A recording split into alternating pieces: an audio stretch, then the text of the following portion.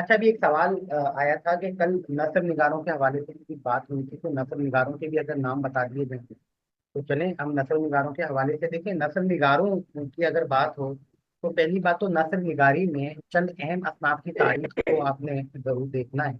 उसमें उर्दू दास्तान की तारीफ है, उर्दू ड्रामे की तारीफ है, उर्दू नॉवेल की तारीफ है और उर्दू अफसाने की तारीफ। उर्दू नावल और उर्दू अफसाना दो अहम तरीन असनाफ हैं और मकबूल तरीन असनाफ हैं। इनके बारे में ज्यादा पूछे जाने के इम्कानात हैं। इनको तो खासतौर पर देखना है। दास्तान और ड्रामे को भी आपको देखना होगा। अच्छा, दास्तान के हवाले से तो बहुत सारे वैसे दास्तान वो हमें मिल जाएंगे, लेकिन मीर अमन और दूसरे हैं रजब अली बेग सुरूरी। रजब अली बेग सुरूर और मीर अमन को लाजमी देखना खुद, और उनके जो बागो बहार और रजब अली बेग सुरूर की जो तस्नीफ है फसाना अजाइब, इन्हें खास तौर पर देखना है। इनका मवाजना भी आपने अगर थोड़ा बहुत तो इसके हवाले से मालूमात मिल जाती है, इनको देख सकते हैं। ये मालूमात आपको जदीद तस्करे तबसरे में भी मिल जाएगी, इन दोनों के पर मवाद और उनके मवाजने के हवाले से कुछ बुनियादी बातें आपको उसमें मिल जाएंगी। इसके अलावा वीडियो में भी अगर आप देखेंगे उर्दू दास्तान की तारीख, तो उसमें भी इनके हवाले से तफसीलात मिल जाएगी। उर्दू ड्रामा निगारी की तारीख है, तो उर्दू ड्रामा निगारी की तारीख भी इंतहाई अहमियत की हामिल है। और उर्दू ड्रामा निगारी की तारीख में जो अहम तरीन जो ड्रामा निगार हैं, खुसूसन आगा हशर काशमी, इम्तियाज अली ताज और मिर्जा अदीब, इन कम अज कम दो तीन, और ख्वाजा मोइनुद्दीन, पाकिस्तान बनने के फौरन बाद के जो ड्रामा निगार हैं उनमें ख्वाजा मोइनुद्दीन को भी देखना पड़ेगा। तो अगर इन शख्सियात को आप देख लेते हैं तो मेरा ख्याल है ड्रामा निगारी की तारीफ भी आपकी निकल जाएगी। दास्तान में दो को और ड्रामे में तीन से चार शख्सियात को, आगा अशर और इम्तियाज अली ताज को खास तौर पर तफसील के साथ देखना है। बाकी लोगों को अगर मुख्तसर भी देख लेते हैं तो चल जाएगा। फिर आते हैं उर्दू नावल की तारीख। उर्दू नावल की तारीख में जो पहले इब्तिदाई पहले नावल निगार हैं मिर्ची नजीर अहमद दहलवी, उन्हें देखना है।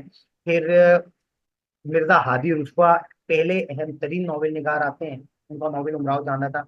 अच्छा, उर्दू नावल की तारीख में नावल निगारों से ज्यादा जो अहम तरीन नावल हैं उनके बारे में आपको मालूम होना चाहिए। जैसे पहला अहम तरीन नावल है उमराव जाना था, 1899 में मिर्जा हादी रुस्वा का। और उसके बाद जो अहम तरीन नावल लिखे गए हैं उनमें आग का दरिया कुरतुलन हैदर का, शौकत सिद्दीकी का जांगलूस और खुदा की बस्ती, अब्दुल्ला हुसैन का उदास नस्में। इसी तरह जो और चंद अहम तरीन नावल निगारों के अहम तरीन नावल जो हैं उन्हें अलीपुर का एली, मुमताज मुफ्ती का खदीजा मस्तूर का आंगन और जमीन, इसी तरह जो बानो कुदसियां हैं उनका राजा गिद्ध, ये वो अहम तरीन नॉवेल्स हैं कि जिनके बारे में आपको थोड़ा थोड़ा मालूम होना चाहिए। अच्छा, इन जब इन नॉवेलों के बारे में मालूम होना चाहिए तो यकीनन इन नॉवेल निगारों के बारे में भी आपको मालूम होना बेहतर है कि आप इनके बारे में कुछ ना कुछ आप जानते हैं। तो इससे आपको काफी हद तक फायदा हो सकता है। तो नॉवेल निगारी के अंदर आप इन्हें देख सकते हैं। यानी आप कम अज कम देखें, कुरातुल हैदर उर्दू की सबसे बड़ी नॉवेल निगार मानी जाती है, तो उन्हें देखना है। उनके साथ साथ अगर आप अब्दुल्ला हुसैन, शौकत सिद्दीकी और एक दो और शख्सियात को देख लेते हैं तो काम आपका काफी हद तक चल जाएगा। और अहम तरीन नॉवेलों के लिए मैंने अभी आपसे अर्ज किया था, किताब डॉक्टर मुमताज अहमद खान की है, पाकिस्तान में उर्दू नॉवेल की तारीख। अगर उसे देख लेते हैं तो आपका मेरे ख्याल में इस तरह के मसाइल भी बच जाएंगे। और उसमें जो उसका जो दिबाचा हरफे चंद के नाम से जमीलुद्दीन आली ने लिखा है, और बहुत कमाल का उन्होंने वो लिखा है। उसमें कुछ उर्दू नॉवेल की तारीख के हवाले से भी उन्होंने अपने ख्यालात का इजहार किया है। उसके अलावा पाकिस्तान राइटर गिल्ड जो कायम हुआ था उसके सिलसिले में जो उन्हें इनामात में कभी कभी जो एतराजात होते थे, झगड़े होते थे, मसाइल पैदा होते थे, उसकी तफसीलात भी लिखी हैं। तो उसमें वो भी लिखा है कि अलीपुर का एली के मुकाबले में जमीला हाशमी के तलाश बहारा को आदमची इनाम दिया गया। तो इस पर जो मुमताज मुफ्ती है वो भी नाराज हो गए थे, अशफाक अहमद भी नाराज हो गए थे। अशफाक अहमद ने अपने सारा प्रेस का वो गिरवी रखकर वो नॉवेल छापा था, और इस ख्याल से छापा था कि यकीनी तौर पर उनका वो नॉवेल आदमजी नाम हासिल कर लेगा।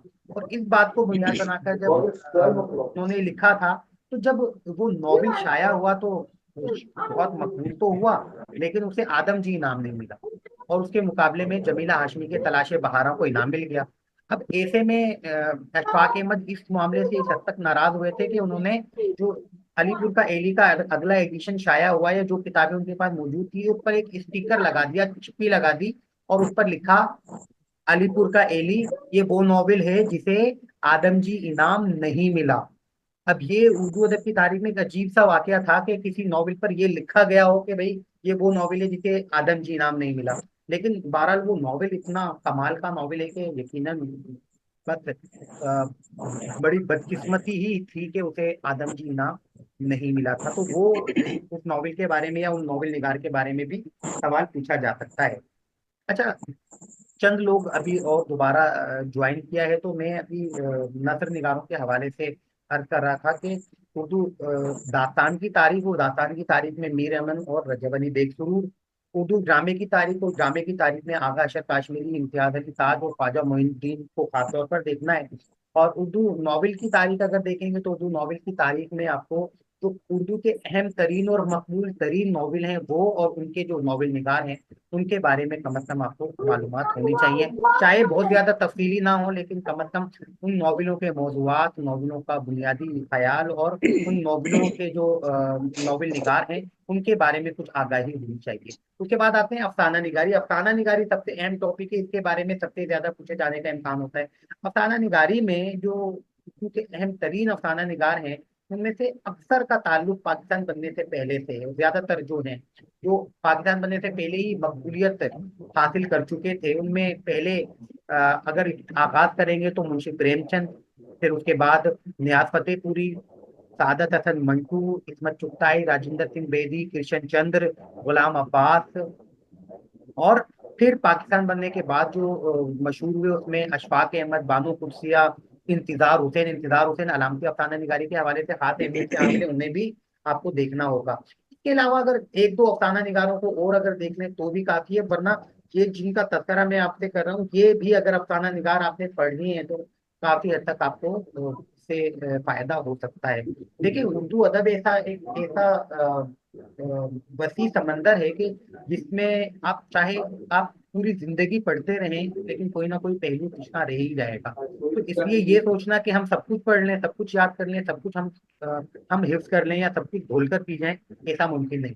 हम कोशिश ये कर सकते हैं कि जो अहम तरीन मौजूआत हैं, अहम तरीन शख्सियात हैं, अहम तरीन जो चीजें हैं, कम से कम वो हमारी नजर से गुजर जाए। ऐसा ना हो जैसे मेरे जैसा एक आम सा तालिब इल्म इन अहम तरीन चीजों के बारे में कहीं ना कुछ आगाही रखता है, तो अगर मुझसे कहीं कहा जाएगा कि आप किसी से कोई सवाल करें तो मैं इसी इसी दायरे कार में रहते हुए सवाल पूछ सकता हूँ, क्योंकि ये उर्दू अदब की वो अहम तरीन चीजें हैं कि जिसके बारे में या जिसका मुताला करना तकरीबन हर अहम शख्सियत के लिए जरूरी है।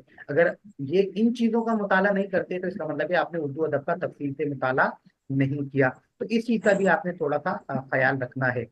और इन चार असनाफ के अलावा दास्तान, ड्रामा, नॉवेल और अफसाना, इनके अलावा भी कुछ शख्सियात हैं जो अपनी खास मुफरादियत रखती हैं। उनमें मिर्जा गालिब हैं और नासिर हमजा हैं। जिप्टी नज़ीर को तो आप नॉवेल निगारी में शायद पढ़ लेंगे, लेकिन डिप्टी नज़ीर को एक नॉवेल निगार के साथ साथ एक बेहतरीन मुतरजिम की हैसियत भी हासिल है। तो डिप्टी नज़ीर अहमद को दोनों हवालों से आपने मुताला करना होगा, बल्कि अगर अनासिर खमसा का मुताला बिल्कुल अलग से कर लें तो ये बहुत आपके लिए अच्छा हो जाएगा, आपके लिए काफी मुफीद और कारआमद हो जाएगा। अनासिर खमसा को और इसके अलावा मिर्जा गालिब की जो नसर है उनके खतूत निगारी की जो खसूसियात हैं उसको भी आपको जरूर देखना होगा। अगर आपने ये देख लिया तो मैं समझता हूँ कि देखें, आज मैं नसर निगारी हो या शायरी के हवाले से जिन जिन शख्सियात का आपके सामने तस्करा कर रहा हूँ, आप गुज़िश्ता लेक्चरर और सब्जेक्ट स्पेशलिस्ट में होने वाले इंटरव्यू को देखें। आप देखेंगे तकरीबन 70-80% सवालात इन्हीं शख्सियात के दायरे में घूम रहे हैं, क्योंकि ये वो अहम तरीन शख्सियात हैं कि जो बल्कि ये समझ लें उर्दू अदब के ये वो फूल हैं कि जिसके बगैर उर्दू अदब का वजूद नहीं बनता। ये इनके बारे में मालूम होना हमारे लिए इंतहाई जरूरी है। अच्छा, एक सवाल आया है कि सफरनामा और अखबार के बारे में भी। देखिए, सफरनामे और अखबारात के हवाले से इत्तिफाक से कोई एक आध सवाल पूछा जाता है। देखिए, मेरा मेरा जाती ख्याल है, हो सकता है आप इससे थोड़ा सा इख्तिलाफ रखते हो, कुछ असाजा इस मेरी बात से इख्तिलाफ रखते हैं कि भाई कोई पहलू पिछड़ा नहीं रहना चाहिए। बिल्कुल ये बात उनकी 16 आने दुरुस्त है, लेकिन मुझे ऐसा लगता है कि कुछ चीजें ऐसी हैं जो कभी कभी हमारे लिए कंफ्यूजन का और जहनी अजियत का बायस बनती हैं। जैसे कि अखबारात की तफसीलात का मुताला कर, देखिए अखबारात, उर्दू का पहला अखबार जामे जहां नुमा कलकत्ता से 1822 में शाया हुआ। उसके बाद से लेकर पाकिस्तान बनने तक तकरीबन हजारों की तादाद में अखबार शाया हुए। अब किस किस अखबारों की कौन कौन से रिसाले का हम तस्करा करेंगे, कौन कौन से रिसाले को याद रखेंगे। हाँ, जिन शख्सियात का मैं तस्करा कर रहा हूँ, अगर उन शख्सियात का तफसील से मुताला कर लें तो उनमें से अक्सर शख्सियात किसी न किसी अखबार, किसी न किसी रिसाले से वाबस्ता रही हैं। उन रिसालों का तस्करा जब आप उनका मुताला करेंगे, साथ ही साथ हो जाएगा। अखबार के हवाले से एक किताब है अनवर सदीद की, पाकिस्तान में उर्दू रसाइल की तारीख। उसके भी मैंने किसी जमाने में नोट्स बनाए थे मुख्तसरन, और वो नोट्स मेरे गायब हो गए कहीं, किसी साथी के पास रह गए शायद। और फिर किसी ने उसकी तस्वीरें मुझे भेजी थी, पता नहीं वो मेरे पास उस वक्त मौजूद है या नहीं है। मैं दोबारा ग्रुप में दरख्वास्त करूंगा किसी साथियों से कि अगर किसी के पास वो नोट्स मौजूद हो तो उसकी साफ सुथरी तस्वीर बनाकर शेयर कर दे। या मेरा राब्ता होता है घर से, और अगर घर पर वो नोट्स की जो ओरिजिनल कॉपी है वो मुझे मिल जाती है तो मैं उसकी तस्वीर बनाकर इंशाल्लाह जल्द ग्रुप में शेयर कर दूंगा। उसमें उर्दू वो अनवर सदीक की पूरी किताब के नोट्स उसमें शामिल हैं।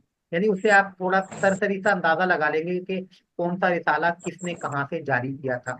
बस वो अहम तरीन अगर अखबारात और रसाइल का जायजा आप देख लें तो आपको काफी हद तक फायदा हो जाएगा। और आपको अक्सर जो अखबारात के बारे में पूछा जाता है वो अहम तरीन ही होते हैं। अच्छा, सफरनामे की बात हो तो सफरनामे के हवाले से भी बहुत ज्यादा पूछे जाने का इम्कान नहीं होता। पहले सफरनामा निगार कौन थे, अजायबात फरंग जो है यूसुफ खान कंबरपोश का, ये इसी तरह जो उर्दू के अहम सफरनामा निगार है जिसमें मुस्तंसर हुसैन तारड़ हैं, इब्न इंशा हैं, और इसके अलावा चंद होंगे जैसे महमूद निजामी है जिनका नजीर नामा के नाम से एक सफरनामा है, या बेगम उनका नाम क्या है, उनका धनक पर कदम, बेगम अख्तर याजुद्दीन। अच्छा, बेगम अख्तर याजुद्दीन का बेगम नाम, अख्तर याजुद्दीन। जी, बेगम अख्तर याजुद्दीन, शुक्रिया। बेगम अख्तर याजुद्दीन जो है उनका कहीं कहीं नाम सिर्फ अख्तर याजुद्दीन लिखा होता है। दरअसल वो अख्तर उन्हीं का नाम था। अख्तर खवातीन का नाम भी होता है। तो अख्तर याजुद्दीन, अख्तर उनका नाम था, याजुद्दीन शायद उनके शोहर का नाम था, और बेगम अख्तर याजुद्दीन के नाम से वो लिखती थी। कहीं ना कहीं वो अख्तर याजुद्दीन भी नाम होता है, तो कुछ लोग इससे जरा कंफ्यूज हो जाते हैं, पता नहीं अख्तर अख्तर याजुद्दीन कोई मर्द तो नहीं है। तो इस हवाले से ये बात भी आपके जहन में होनी चाहिए। तो जो अहम तरीन अफसाना ये सफरनामा निगार हैं, या चंद अहम तरीन सफरनामे हैं, उसके बारे में भी अगर थोड़ा सा पढ़ लेते हैं तो कोई हर्ज नहीं है। सफरनामे के हवाले से भी मैं मेरे ذहन में एक किताब है, मिर्जा हामिद बेग की उर्दू अफसाने की रिवायत एक किताब है। उन्हीं की किताब है उर्दू सफरनामे की तारीख पर। वो ज्यादा तफसीली किताब नहीं है। अगर मुझे इस वक्त मुझे याद नहीं है कि वो मेरे पास मौजूद है या नहीं है। अगर मेरे पास वो मौजूद हुई तो इंशाल्लाह ताला वो भी शेयर कर दी जाएगी। अभी एक मैसेज आया था कि अफसाने वाली किताबें शेयर कर दीजिएगा इंशाल्लाह। मैं वो आज तो नहीं लेकिन कल इंशाल्लाह ताला वो कोशिश करूंगा कि वो आपके साथ शेयर कर दीजिए इंशाल्लाह। तो ये तो तमाम चीजें हैं कि जिसका ख्याल रखना आपको इंटरव्यू की तैयारी में काफी हद तक मददगार हो सकता है, मददगार साबित होगा। अच्छा, आज भी मैंने बहुत सारी बातें की हैं, कुछ आपके सवालात भी देखे, आपके सवालात की रोशनी में भी कुछ सवालात, कुछ चीजें डिस्कस करने की कोशिश की। अब आप उनके जहन में अगर कोई सवाल है और कोई कंफ्यूजन है, किसी हवाले से कुछ सवाल पूछना चाहता है तो आप पूछ सकते हैं। मैं कोशिश करूंगा पहले वो सवालों के जवाब दे दें, क्योंकि उसके बाद फिर हमारी क्लास खत्म करने का भी टाइम हो जाएगा। चलें, 10 मिनट, 15 मिनट, 20 मिनट जितना हो सकता है हम बात करते हैं। तस्करों के हवाले से एक सवाल आ गया अत्ता भाई का कि तस्करों से मुतल्लिक पूछे जाने वाले सवालात की नोयत क्या हो सकती है। देखिए, तस्करा निगारों के हवाले से, तस्करों से मुराद वो शायरों के तस्करे हैं आमतौर पर, यही लिया जाता है। तो शायरों के जो तस्करे हैं उसमें ये आमतौर पर पूछा जाए पहला तस्करा कौन सा है, या उर्दू के जो मशहूर तस्करे हैं उनमें चंद के नाम बता दे तो उर्दू शायरों के तस्करे। अच्छा, उर्दू शायरों के जो तस्करे लिखे गए हैं उसमें से आधे तस्करे जो बहुत मशहूर हैं वो फारसी जुबान में लिखे गए हैं। जैसे मीर तकी मीर का निकातु शोरा फारसी जुबान में लिखा गया। इसके अलावा फतेह अली हुसैनी गर्दीजी का तस्करा रेख्ता गोया, और इसके अलावा कायम चांदपुरी का तस्करा तो शोराय पतन निकात मखजन शोरा, निकात। मकदन निकात, बहुत शुक्रिया। मकदन निकात, और इसी तरह मीर हसन का भी तस्करा, वो तमाम तस्करे फारसी जुबानों में लिखे गए हैं। इसके अलावा गुलाम मुस्तफा, नवाब मुस्तफा खान शेफ्ता का जो गुलशन बेखार है वो भी फारसी जुबान में लिखा गया। उर्दू जुबान में जो तस्करे लिखे गए वो बहुत ज्यादा मशहूर नहीं है। उनमें जो पहला तस्करा बहुत मशहूर हुआ वो आब हयात है, जो उर्दू शायरी की तारीफ भी जिसे करार दिया जाता है। वो तस्करा भी है, उर्दू शायरी की तारीफ भी है, लेकिन उसमें उर्दू शायरी की तारीफ मुस्तनद नहीं है। लेकिन जो आब हयात का उसलूब है मोहम्मद हुसैन आजाद का, वो उसलूब की वजह से आज भी उर्दू की क्लासिकल जो किताब है उसकी हैसियत रखती है। इसके अलावा कुछ तस्करों के बारे में एक आध सवाल इस तरह से पूछा जा सकता है। उर्दू जुबान में लिखा गया पहला तस्करा कौन सा है? उर्दू जुबान में पहला तस्करा लिखा गया था वो मिर्जा अली लुत्फ का है, गुलशन हिंद के नाम से, जो उन्होंने फोर्ट विलियम कॉलेज के लिए लिखा था। इसी नाम से हैदर बख्श हैदरी ने भी एक तस्करा लिखा था गुलशन हिंद के नाम से उर्दू, लेकिन वो मुकम्मल नहीं था। और जो तस्करा गुलशन हिंद के नाम से मिर्जा अली लुत्फ ने लिखा था, वो भी तस्करा बुनियादी तौर पर फारसी तस्करे का उर्दू तर्जुमा था, लेकिन उन्होंने कुछ इजाफे भी किए थे, और वो था गुलजार इब्राहिम तस्करे थे। और वो था इब्राहिम खान खलील का तस्करा। इब्राहिम खान खलील का तस्करा था गुलजार इब्राहिम, और उस तस्करे को ही उन्होंने उर्दू में तर्जुमा किया था। उसमें अब उसमें कुछ जरूरी इजाफे भी कर दिए, तो इजाफे इतने जबरदस्त थे कि वो काफी हद तक एक मुस्तनद तस्करे की हैसियत उसे मिल गई, यानी कि तबादाद हैसियत की हैसियत से भी वो बहुत तस्करा मशहूर हुआ है। तस्करे के बारे में सवालात अमूमन कम होते हैं। अच्छा, एक सवाल अभी और आ गया, वो भी मैं डिस्कस कर रहा हूँ। मीर कनूती शायर। अच्छा देखें, मीर बिल्कुल कनूती शायर कह सकते हैं, लेकिन बहुत सारे देखें हमारे यहाँ, मैंने अभी थोड़ी देर पहले एक बात की थी कि हमारा, क्योंकि जाती हमारी हैसियत ना तो नक्काद की है, ना मुहक्किक की है शायद, और ना तनकीदी हमारी उपज वो है कि हम किसी की शायरी सिर्फ पढ़कर ये अंदाजा लगा सकें कि वो कैसे शायर। ऐसे में हमारी जो माविन और मददगार हैं वो उर्दू अदब की जो किताबें हैं या नाकिदीन की जो राय हैं वो अहमियत रखती हैं। हम जो कुछ कहते हैं दरअसल वो हमारा मुताला होता है जो हम किसी के सामने शेयर कर रहे होते हैं। मीर कनूती शायर कह सकते हैं। कनूतियत से मुराद मायूसी की बातें हैं, मायूसी और इंतहाई दुख और अफसोस और जिंदगी से दूर भागने की जो कैफियत है उसे कनूतियत कहा जाता है आमतौर पर। तो मीर कनूती शायर तो इस एतबार से थे कि उन्होंने जिंदगी को, उनके बारे में कहा जाता है कि उन्होंने जिंदगी को एंजॉय नहीं किया, वो जिंदगी से लुत्फानंदोज नहीं हुए, और उन्होंने पूरी जिंदगी अपनी मुश्किलात और मसाइल में गुजार दी, और उनकी शायरी के अंदर वो एहसास पाए जाते हैं। जैसे उनकी शायरी के अंदर मिसाल के तौर पर इश्क और मोहब्बत की बात भी है, तो उसके अंदर भी कनूतियत, और कनूतियत भी ऐसी आला दर्जे की कि कभी कभी तो वो कभी कभी कनूतियत जो है वो पढ़ने वाले को भी मुतासिर कर देती है। मिसाल के तौर पर उनका इश्क और मोहब्बत के हवाले से एक कथा है जिसका वो भी जदीद तस्करे तबसरे में भी मुझे याद है और मुझे पसंद भी है। वो कहते हैं, यारब कोई हो इश्क का बीमार ना होवे, मर जाए भले उसको ये आधार ना होवे, जिंदा में फंसे तो चढ़े कैद में मर जाए, पर दाम मोहब्बत का गिरफ्तार। यानी वो ऐसी कैफियत का इजहार कर रहे हैं कि वो एक तो मोहब्बत से इतने घबराए में, बल्कि खुदा से दुआ करें कि कोई भी मोहब्बत की कैद में गिरफ्तार ना हो, वरना इसकी जो मुसीबत और मुश्किलात है ना वो इंसान को जीने नहीं देंगे, यानी कि बहुत भारी भरकम बात है। अब वो यहाँ अगर हम मीर का अंदाज देखते हैं तो मीर के हर मामले के अंदर हमें ये कैफियत नजर आती है, ठीक है ना। लेकिन हमारे यहाँ अक्सर तनकीद, ये मेरी जाती राय है कि हमारे यहाँ तनकीद निगारों ने एक खास रविश को आगे बढ़ाया है। कि मिसाल के तौर पर मीर तकी मीर रंजो अलम के शायर हैं, तो हम रंजो अलम से बाहर निकलते ही नहीं। और अगर इश्क में नाकामी की कैफियत है, लेकिन इश्क से वो लुत्फानंदोज भी होते हैं। वो कहते हैं अगर मुझे शेर याद आ जाता है तो मैं वो नहीं शेर, नहीं, जी, इज्जत से खाली जिसे जौक हो वो मजा हाँ, जानता है, नहीं इश्क वो का लुत्फ दर्द, जानता है ऐसे। बिल्कुल बिल्कुल बिल्कुल यही है। नहीं इश्क का दर्द लज्जत से खाली, जिसे ज़ौक़ हो वो मजा जानता है। यानी वो इस जी जी। बात से भी वाकिफ है कि इश्क ऐसा खूबसूरत जज्बा है कि वो उसी को मालूम हो सकता है जिसने इश्क किया है। अब जिसने इश्क, भाई मेरे जैसा बंदा जिसने इश्क को मोहब्बत की नहीं है, अगर मैं कहूँ इश्क तो बिल्कुल बेकार चीज है, तो फिर इसका मतलब है मुझे तो उसका तजर्बा ही नहीं हुआ। और इसका तजर्बा अगर अताबाई को हुआ है तो अताबाई से बेहतर इसको कोई नहीं जान सकता। ठीक है। या फिर वो इसी तरह इससे मिलती जुलती एक कैफियत है कि भाई जो तजर्बा जिसको हो चुका है वही इस चीज से के लुत्फ या मजे से वाकिफ हो सकता है। वो दाग देलवी का शेर है वो, ये देखो। लुत्फ मैं तुझसे क्या कहूँ जाहिद, हाय कम वक्त तूने पी ही नहीं।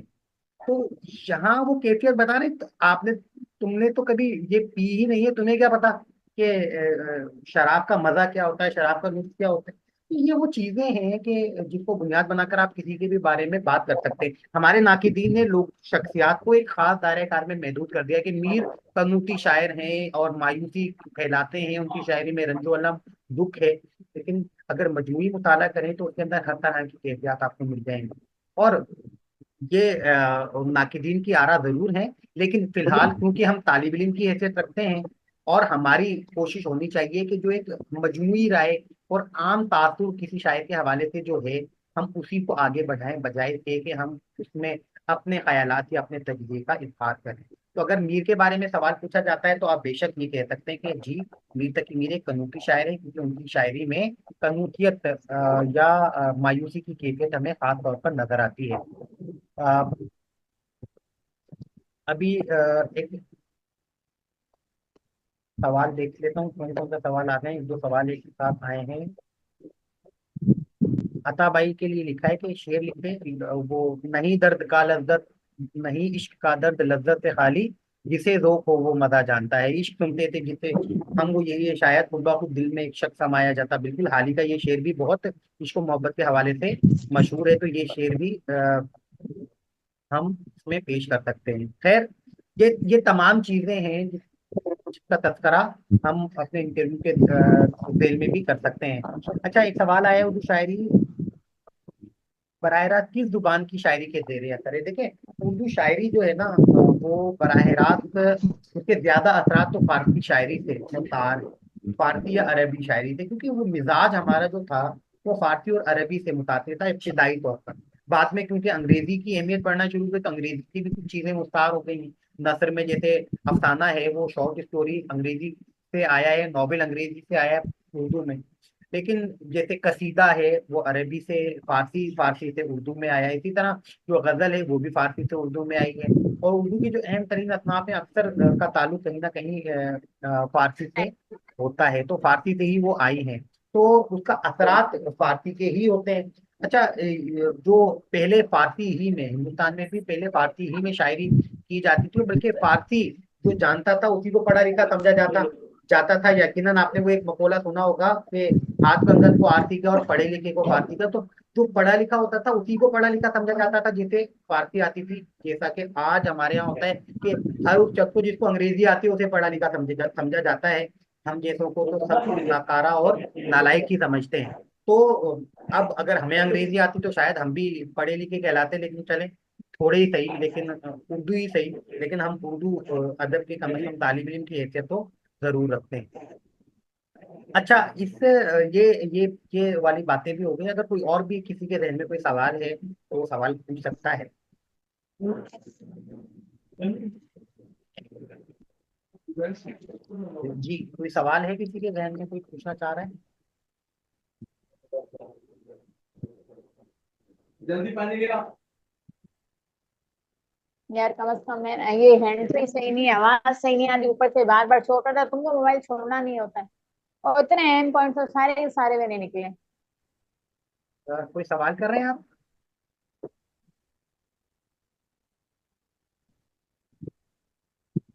तनाफुर सवाल आया, तनाफुर एब तनाफुर होता है, एक शायरी का एब होता है। और एब तनाफुर से मुराद है कि शायरी में दो लफ्ज इस तरह आ जाए कि एक लफ्ज का इख्तिताम जिस हर्फ पर होता है उसी हर्फ से दूसरा लफ्ज शुरू हो जाए। यानी जैसे एक शेर है, तूफान नूह में तो दबोई जमी फकत, मैं नंगे खल्क सारी खुदाई डूब जाएगा। तूफान नूह, तूफान का इख्तिताम नून पर होता है और नून का आगाज नून से होता है। तूफान नून पर इख्तिताम हुआ, नूह नून से शुरू हुआ। तो दो लफ्ज एक साथ ऐसे आ गए कि एक लफ्ज का इख्तिताम जिस हर्फ पर हुआ उसी हर्फ से दूसरा लफ्ज शुरू हो गया, तो उसे एबे तनाफुर कहा जाता है। जी, कोई और सवाल है? अच्छा, साथ ही साथ जब तक अगर कोई सवाल करना चाहे तो सवाल कर ले। एक आपसे और अर्ज कर दूं, कल मेरा यूनिवर्सिटी आने का इरादा है 11:30 बजे तक। तो अगर 11:30 बजे तक अगर आप में से जो भी आना चाहे, फिजिकल डिस्कशन क्लास में आना चाहे, हिस्सा लेना चाहे, तो बेशक आ सकता है। मैं वहाँ पर मौजूद रहूंगा। मुझे अपने 11 बजे अपने खास से काम से आना है, किसी के हवाले से अपने सुपरवाइजर से मुलाकात करने के लिए। और अगर उसके बाद अगर आप नहीं में से रखा, कोई भी की ख्वाहिश का इजहार रखता है कि वो जिसने फिजिकल रखा, क्लास मैंने या यहाँ डिस्कशन रखा। में रहे तो वो आ सकता है। जी, अगर कोई सवाल है तो पूछ सकते हैं।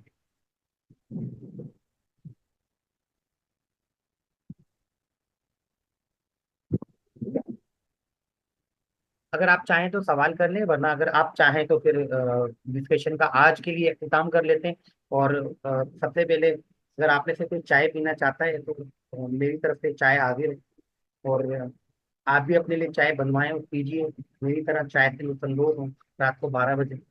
अच्छा, ये अभी सवाल आया है, कौन सी मशहूर दाता लखनवी तहजीब की अक्कासी करती है? फसाना अजाइब है, रजब अली बेग सुरूर की, तो लखनवी तहजीब की नुमाइंदगी करती है। इसके अलावा जो मीर अमन की किताब है बागो बहार, वो दहलवी तहजीब की नुमाइंदगी करती है।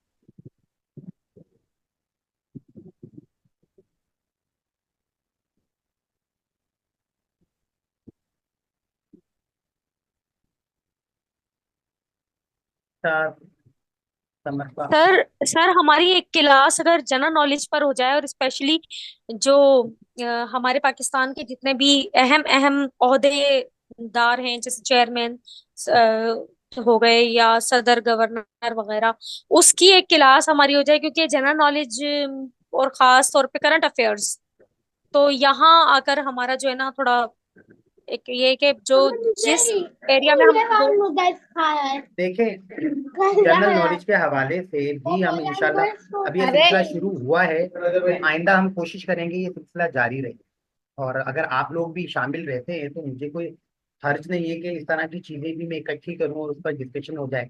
अच्छा देखें, इससे पहले भी हम इसी तरह ऑनलाइन डिस्कशन क्लास कर चुके हैं। अच्छा, वो भी काफी मुफीद डिस्कशन हुई थी। उसके अंदर जनरल नॉलेज करेंगे, फिर इस्लामियात और हर तरह के सवालात पर हमने बहस मुबाहिसा किया था, डिस्कशन की थी। तो ये सिलसिला हम दोबारा भी कर सकते हैं, कोई मसला नहीं है, इंशाल्लाह ताला ये जरूर करेंगे। तो जब ये सिलसिला करेंगे तो अभी देखिए, अभी तो आगाज किया हमने, कुछ मुख्तलिफ तरह के सवालात भी देखने हैं। और फिर सबसे अहम बात ये है कि आपके जहनों में जो सवालात आ रहे हैं, पहले कोशिश करते हैं कि हम उन सवालों को पहले देख लें और उस पे के बाद हम इसके अलावा मौजूदात को देख लें। अच्छा, अभी समर का एक मैसेज था। समर हमारी क्लास फेलो है, तो उनका मैसेज भी खास अहमियत का हामिल। और समर को का मैसेज में कभी कभी इसलिए भी डिले कर देता हूँ, तो कोई मसला नहीं है, समर नाराज नहीं। अच्छा, समर ने पूछा है कि डेमो के लिए किस तरह के अशार मुंतखब करने चाहिए, यानी अशार में कौन सी बातें पेश नजर हो।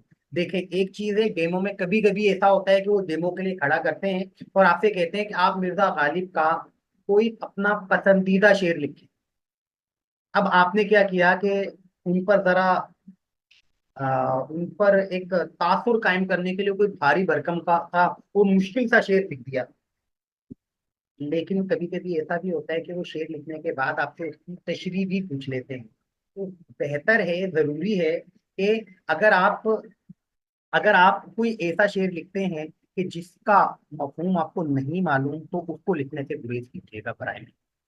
वो शेर लिखें कि जिसका मफहूम और उसमें मौजूद सन्नतों से आप अच्छी तरह वाकिफ हो।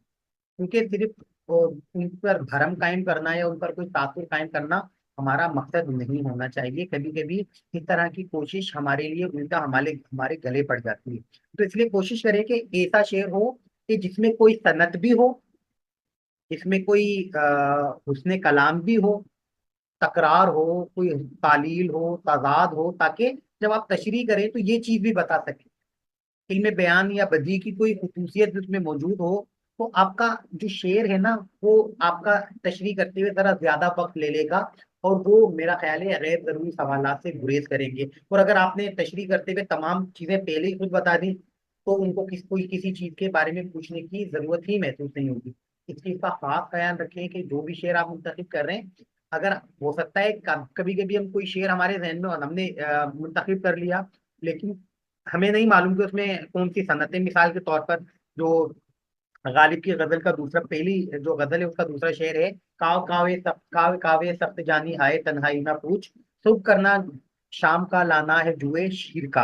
अब ये जो शेर है इसमें भी एक तलबी है। जुए शीर जो है वो तलमी है, फरहाद ने जो दूध की नहर खोदी थी उसकी तरफ इशारा है कि वो एक बहुत मुश्किल काम उन्होंने किया था, लेकिन एक अलामत, एक लफ्ज तो इस्तेमाल हो गया ना, जुए शीर, तो लफ्ज बना ही उस वाकये से मुतासिर होकर था। ये जो तरकीब बनी है, तो अगर उस बात को अगर आपके जहन में नहीं होती और अगर वो अचानक आपसे पूछ रहे थे कि भाई इसमें बताएं इसमें कोई तलमी भी है क्या, अगर आपको मालूम है तो बहुत अच्छी बात है, और नहीं मालूम तो हो सकता है कि ये इसका तासुर जरा मनफी चला जाए। तो कोशिश करें ऐसे आशार मुंतखब करें जो आपको बहुत अच्छी तरह आते हैं। और अगर गजलें भी याद करते हैं तो ऐसी गजल याद करें कि जिसके मफहूम से आगाही हो। और बल्कि चार पांच शायरों की गजलें याद कर ले, अहम तरीन शायरों की, मीर, गालिब और दर्द और इकबाल, फैज, इस तरह पांच सात लोगों की गजलें और चंद शायरों की नज्मों के अशार, जैसे मीर अनीस, मीर दबीर के दो दो तीन तीन बंद आपको याद हों, गालिब के, इकबाल के एक दो नज्मों के कुछ बंद याद हों, इस तरह चीजें अगर आपको याद होती हैं तो यकीनन वो आपके लिए काफी हद तक मुफीद हो सकता है, फायदेमंद बन सकता है। अच्छा, एक सवाल। एजाज भाई, मेरी आवाज आ रही है आपको? जी जी जी, फरमाइए। मैं समर समर हाँ हाँ, बिल्कुल मैं फरमाइए। इसी से रिलेटेड एक बात कर रही हूँ। अभी ये सारी बात आपने जो की है कि हमें इकबाल को देख लेने चाहिए, गालिब को देख लेना चाहिए, मतलब सारे बड़े बड़े नाम। मुझे याद है मेरा एक्सपीरियंस ज़ात की सब्जेक्ट स्पेशलिस्ट का, मैं बता रही हूँ आप, जी जी। कि मैंने मीर का शेर डेमो के लिए मुंतखब किया था, और वो कोई मुश्किल शेर नहीं था। गुल को होता सबा करारे काश, ये वाला कुछ शेर था जिसमें कुछ मतलब बताने के लिए काफी अच्छी चीजें थी, आसान चीजें थी। सही खैर, सही। अभी वो शुरू किया था, नीचे मीर नाम लिखा था, तो जो मौजूद थे चेयरमैन का जुमला मुझे बहुत अजीब लगा। उन्होंने आवाज में बुलंद ये लिखा था कि आप लोगों के साथ कोई काफिला है, मीर गालिब इकबाल से बाहर ही नहीं आते। और उसके बाद उन्होंने कहा ठीक है बैठ जाए। तो ये जरा इस पर रोशनी डाले कि ये क्या जहनियत है, कि क्या हमें अब इन बुनियादी शोरा से बाहर भी आना चाहिए। ये एक्सप्रेशन पड़े वहां पे कि हम इनके अलावा किसको मुंतखब करें या वो किसको कबूल कर सकें। मुझे उम्मीद है मेरा सवाल किसी हद तक जी समझ जी आया होगा जी, आपको। बिल्कुल, मैं बिल्कुल समझ गया, बिल्कुल ऐसा ही होता है सर जैसे। एजाज, रोशनी प्लीज प्लीज, रोशनी डालने से पहले सवाल रिपीट कर दें।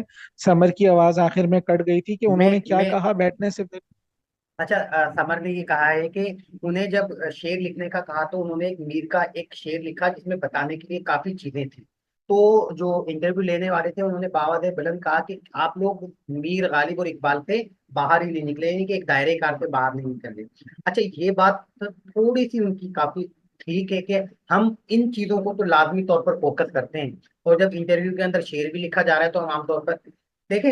इस सिचुएशन से बचने के दो तरीके हैं। पहली बात तो ये कि अगर कोई आपसे कहता है कि आप अपनी पसंद का कोई शेर लिखें, तो आप चाहें तो मीर, गालिब और इकबाल से हटकर भी लिख सकते हैं। और बल्कि ये एक अच्छी बात है कि जो समर की तरफ से आई कि इस तरह के तनकीदी मसाइल से भी बचा जा सकता है कि कोई इस बात को बुनियाद बना ले कि आप इकबाल, गालिब और मीर से बाहर नहीं निकले। लेकिन आमतौर पर मैंने देखा है और इंटरव्यू के अंदर अक्सर लोगों की तरफ से यही राय आई थी कि वो आमतौर पर कह देते हैं गालिब का कोई पसंदीदा शेर सुनाए, मीर का कोई पसंदीदा शेर सुनाए, या इकबाल का कोई पसंदीदा शेर सुनाए। तो आमतौर पर ये कहा जाता है, और अगर ऐसा नहीं कहा जा रहा और आपसे सिर्फ शेर कहा जा रहा है तो आप कोई सा भी शेर लिख दें। इसमें फैज अहमद फैज को शामिल कर लें, नासिर कादरी को शामिल कर लें, या जॉन एलिया को शामिल कर लें, या, लेकिन एक चीज का ख्याल रखें, अगर इन इन शोरा के अलावा किसी शायर को शामिल कर रहे हैं तो उस शायर के हवाले से आपको तफसीलात मालूम होनी चाहिए। ऐसा ना हो कि आपने जॉन एलिया का कुछ अच्छा शेर लिख दिया, तो उन्होंने पूछा ये बताएं जॉन एलिया किस तरह के शायर हैं, कि जॉन एलिया की किताबें कौन कौन सी हैं, जॉन एलिया की खसूसियात क्या हैं, तो आपको कुछ भी मालूम ना हो तो ये बेहतर नहीं है। तो आप जिसका भी शेर लिख रहे हैं इसका मतलब है कि वो शायर आपका पसंदीदा है और आप उसके बारे में लिख रहे हैं। तो मीर, गालिब, इकबाल से हटकर भी दो चार शायर होते हैं जिनके अशार हमें पसंद होते हैं, कोई सा भी शेर लिख लें आप। तो ये चीज भी हो सकती है। अच्छा देखें, मैं तमाम जितने भी साथी हैं, एक सवाल आया जल्दी से, कॉल किसी भी लम्हे कट जाएगी और उसके बाद दोबारा हम रिपीट नहीं करेंगे। आज के लिए काफी है। इंशाल्लाह कल यूनिवर्सिटी में मेरी मुलाकात होगी, जो लोग आएंगे, और फिर मुमकिन है कि मौका मिला तो कल रात को हम क्लास करते हैं। अच्छा, एक सवाल है कि सनद हम पहले बताएं या नहीं? पहले आप तशरीह बताएं, और तशरीह बताने के साथ साथ फिर आप कहें कि इस शेर में ये सनद पाई जाती है।